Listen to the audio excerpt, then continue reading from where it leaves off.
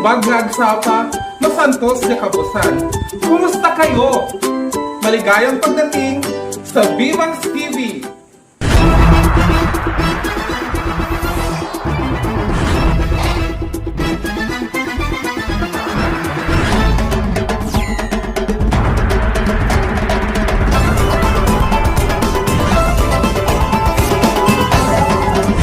Isang bagong kaalaman at galak ang ating pagsasaluhan sa araw na ito. Kasama niyo ang inyong likod, Ginoong Ronald Solis, sulit sa oras, sulit sa kaalaman. Tayo natuklasin ang mundo ng Filipino Baitang Pito.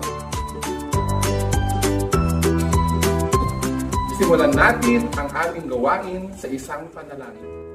Panginoon, maraming salamat sa panibagong pagkakataon upang kami ay matuto.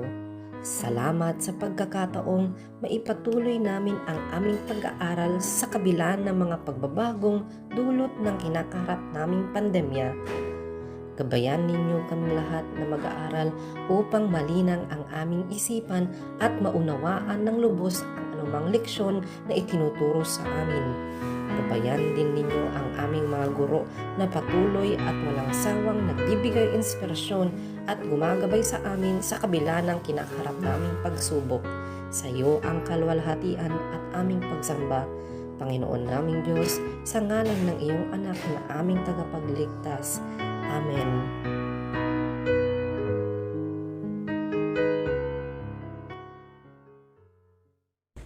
Gusto mo bang humaba ang iyong buhay? Ngayon, nais kong sabayan nyo itong maikling ehersisyo. Sabay lang boys, sabay lang boy, sabay lang dad, sabay lang me, sabay lang sis, sabay lang brad, sabay lang mads, sabay lang pre, sabay lang boys, sabay lang pre, sabay lang dad, sabay lang me, sabay lang sis, sabay lang brad, sabay lang mads, sabay lang pre. Sumba, sumba, sumba, sumba, sumba, sumba, sumba, sumayaw ka, at sumabay ka, magsumba, sumba, sumba, sumba, sumba, sumba, sumba, sumba, sumayaw ka, at sumabay ka, magsumba. Halina't sumabay, at gayahin mo ako, sa gunong agalago habang ang big bumabayo, mas lalo kang ganahan, pag pinapawis sa balanila, sabayan kasi ang bilang 8-8 lang. Shake it to the left side, shake it to the right side, yes, follow me, and if you wanna be, kung gusto mo na katawan magiging healthy, para lang magsumba, tunawin ang taba, maganda sa kalusugan, pamabata ng mukha, saka pa, dito na, mag-enjoy ka pa, problema kalimutan, stress mawawala, ito ang bagong paraan ng pag-ehersisyo, para matagain na ikayo dito, tara na, hataw na, hataw pa, hataw, hataw, hataw sa galaw, sayaw pa, sige pa, sumba, sumba, sumba, sumba, sumba, sumba, sumba, sumayaw ka, at sumabay ka, magsumba, sumba, sumba, sumba, sumba, sumba, sumba, sumba, sumayaw ka, at sumabay ka, magsumba. Salamat sa pakikilahok sa ating pagunang gawain. Bago tayo magpatuloy sa ating pagtuklas ng kaalaman, tiyakin mo na hawak mo ang iyong self-learning module sa Filipino. Huwag kalilimutan ang panulat at papel sa pagsagot sa ating mga gawain. Ngayon, sasagutan muna natin ang mga sumusunod para sa ating pagbabalik-aral.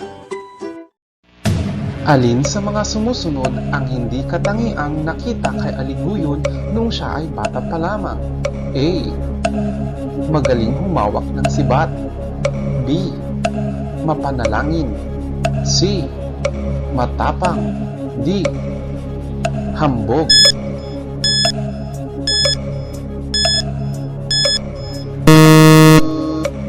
Kung ang iyong sagot ay letrang D, tama ka. Bakit inihahanda si Aliguyon ng kanyang ama sa pakikidigma? A. Upang ipagtanggol ang kanilang nayon. B. Upang sakupin ang mga karatig nayon. C. Upang maipaghiganti siya ng anak sa kanyang kaaway. D. Upang maging magiting na pinuno.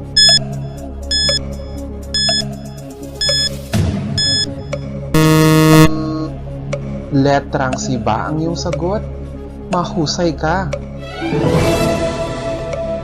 Alin sa mga sumusunod ang hindi naglalarawan sa naganap na labanan ni na Aliguyon at Dinuyagan? A. Itataas na Aliguyon ang kanyang sibat, nangingintab ito lalo na kung tinatamaan ng sikat ng araw. Paiikutin ang sibat sa itaas, saka mabilis ang kamay ng binatang kalaban. B. Habang naglalaban ang kanilang mga anak ay nagkatagpo rin sina Antalan at Pangaiwan upang labanan ang isa't isa. C. Tila kidlat na paruot parito ang sibat, maririnig na lamang ang haging nito at nagmistulang awit sa hangin. D. Araw-araw ay nagpatuloy ang kanilang laban hanggang sa ito'y inabot ng linggo, ng buwan, kung saan-saan sila nakarating, nagpalipat-lipat ng puok, palundag-lundag, patalon-talon sa mga taniman.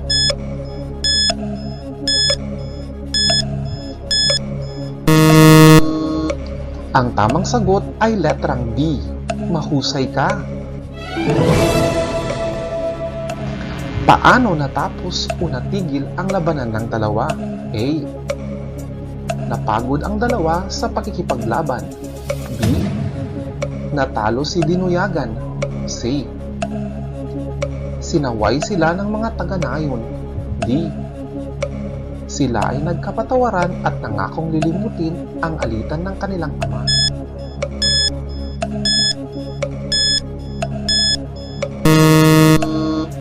Kung ang iyong sagot ay letrang D, tama ka ulit. Ano ang naging pakikitungo sa isa't isa ng dalawang mandirigma matapos ang labanan? A. Patuloy na naging magkaaway. B. Nagkapatawaran at naging magkaibigan. C. Nagkasundo sa kapakanan ng mga mamayan. D. Nagkasundo ngunit itutuloy pa rin ang kanilang labanan.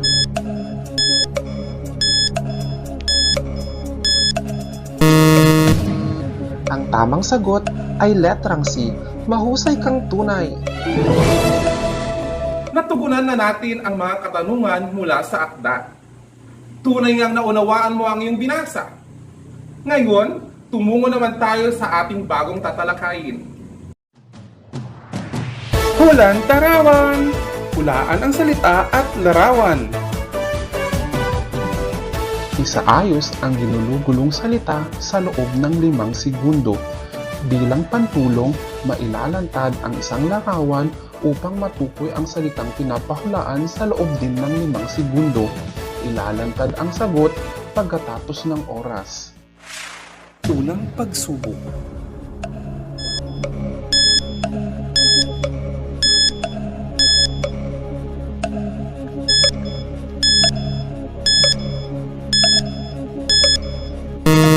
Ang tamang sagot ay selfie.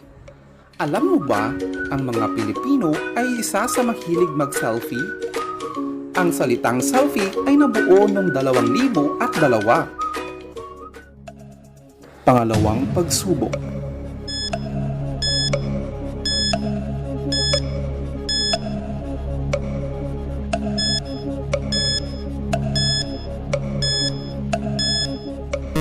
Ang tamang sagot ay lafang.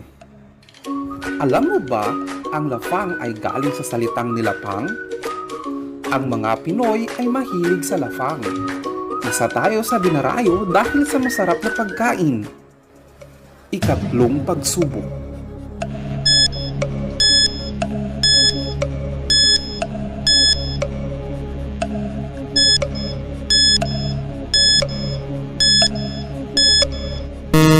Ang tamang sagot ay mudra.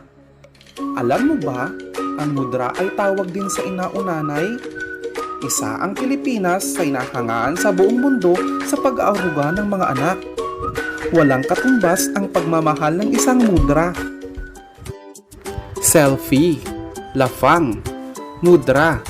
Yan ang mga salitang hinulaan natin. Ginagamit mo ba ang mga ito ng madalas? Siyempre naman, kasi malimit natin itong marinig sa mga usapan. Meron ka pa bang alam na katulad ng mga salitang ito? Talaga ba? Narito pa ang mga halimbawa ng mga ito. Astig. Astig ng chikot mo, pare. DNs yan sa akin, bro. Sa nanay ko yan. Uy, ito nga pala boyfriend ko, si Bob. Na-meet ko sa US. Wow, Sosi, napaibig ang kano. Sabihin mo sa shota mong hipon, wag siyang feeling pogi. Wag ka na mag-effort, pagong naman yung kalaban mo. Sino nagsasabing pogi ka? Siyempre, Erpat at Ermat ko. May problema ka? Susumbuin kita sa kanila. Meron ka bang salitang ginagamit mula sa halimbawang usapan? Ang galing mo naman pala. Alam mo ba, ang wika ay nahahati sa iba't ibang kategorya sa antas na ginagamit ng tao batay sa kanyang pagkatao, sa lipunang kanyang ginagalawan, lugar na tinitirhan, panahon, katayuan, at okasyong dinadaluhan. Ang tawag dito ay antas o variety ng wika.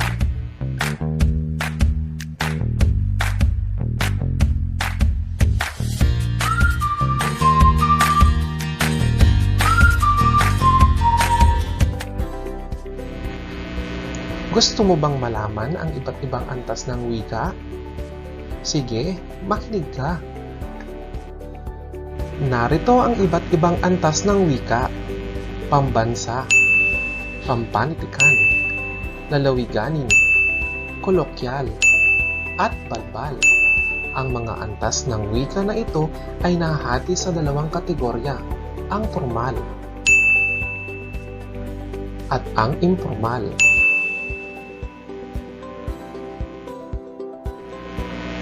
Ang formal ay antas ng wika na pamantayan at kinikilala, ginagamit ng nakararami.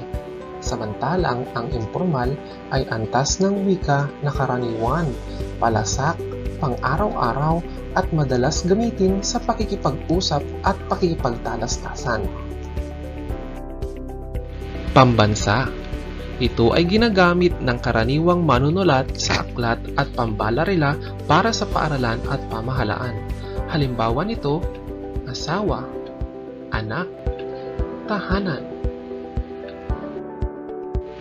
Pampanitikan. Ito ay ginagamit ng mga malikhaing manunulat. Ang mga salita ay karaniwang malalim, makulay at masining.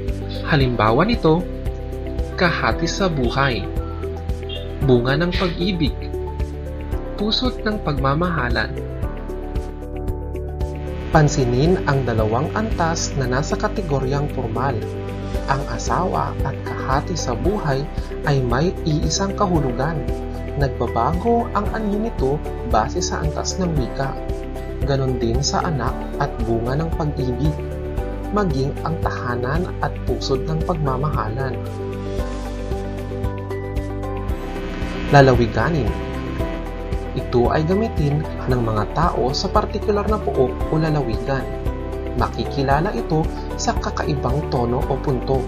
Halimbawa nito, papanaw ka na, nakain ka na, buwang. Ang Pilipinas ay mayroong humigit kumulang na 187 lalawiganing salita o tinatawag itong dialekto. Ang mga sumusunod ang pangunahing lalawiganing salita ng Pilipinas. Una, Tagalog, Bisaya, Cebuano, Iloco, Hiligaynon, Ilonggo, Bicol, Waray, Maguindanao, Kapampangan, at Pangasinense. Kolokyal. Pang-araw-araw na salita, maaaring may kagaspangan ng kaunti. Maaari rin itong maging kagalang-galang ayon sa kung sino ang nagsasalita. Ang pagpapaikli ng isa, dalawa o higit pang titik sa salita. Halimbawa nito, nasan? Paano? Sakin. Meron. Balbal. Sa Ingles, ito ay slang. nagkakaroon ng sariling codes, mababa ang antas na ito. Halimbawa, chicks na ang kahulugan na lagang bata pa. Orange na ang ibig sabihin 20 pesos. Pinoy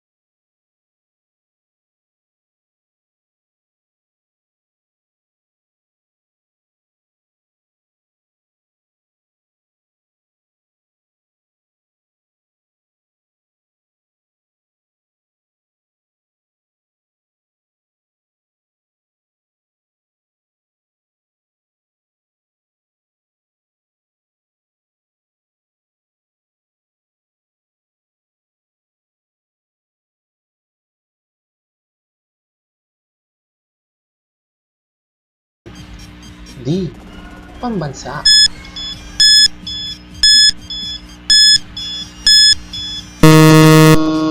Ang tamang sagot ay letrang B.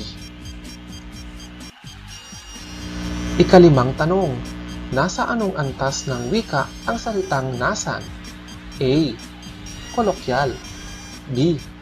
Balbal. C. Lalawiganin. D.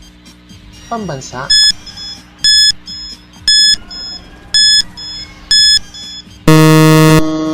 Ang tamang sagot ay letrang D. Napakahusay mo. Nakuha mo lahat. Para sa iyong pagtataya, gamitin ang self-learning module pahina 5.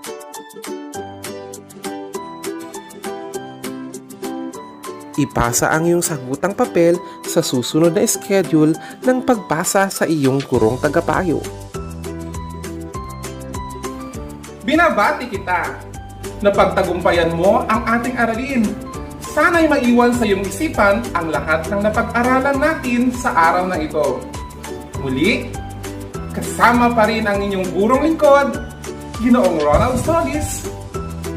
Ang magandang kinabukasan ay para sa mga taong nagtitiwala sa kanilang kakayanan. Magkita-kita tayong muli at sabay-sabay nating tuklasin ang mundo ng Pilipino, Baitang 7. Hanggang sa muli, paalam!